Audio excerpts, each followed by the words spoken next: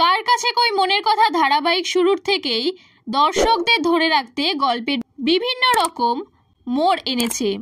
মাঝে কিছু সপ্তাহ দর্শকদের মন রাখতে না পারলেও আবার উত্তেজনায় ভরপুর হয়ে উঠেছে ধারাবাহিকের গল্প।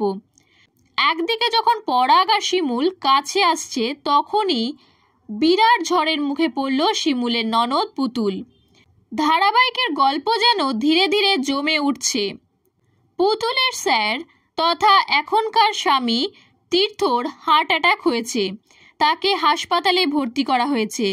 পুতুলের স্যারকে বাঁচাতে এখন অপারেশন করা প্রয়োজন, কিন্তু সেই টাকা পুতুল পাবে কোথায়? কে দেবে পুতুলকে সেই অর্থ? কিভাবে রোজগার করবে সে?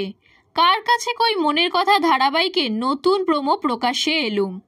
চ্যানেলের তরফে এদিন ধারাবাহিকের যে আপডেট সামনে এনেছে, সেখানে দেখা যাচ্ছে তীর্থর চিকিৎসার জন্য 10 লাখ টাকা লাগবে।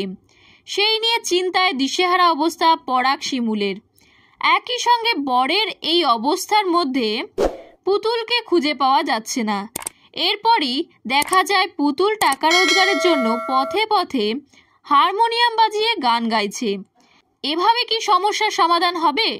অন্যদিকে ধারাবাহিকে এখন দেখানো হচ্ছে পলাশ জেলে গিয়েছে। সব জটিলতা কাটিয়ে কাছাকাছি এসেছে পরাগ এবং শিমুল। একে অন্যকে জানিয়েছে মনের কথা। এরই মধ্যে গুরুতর অসুস্থ হয়ে হাসপাতালে ভর্তি হয় তীর্থ। জানা যায় তার হার্ট অ্যাটাক হয়েছে। তবে হারমোনিয়াম বাজিয়ে রাস্তায় ঘুরে ঘুরে গান করে কি এত কম সময়ের মধ্যে পুতুল 10 লাখ টাকার জোগাড় করতে পারবে? কি মনে হয় আপনাদের? এভাবেও কি টাকা জোগাড় করা সম্ভব? দেখতে চোখ রাখুন জি বাংলার পর্দায়।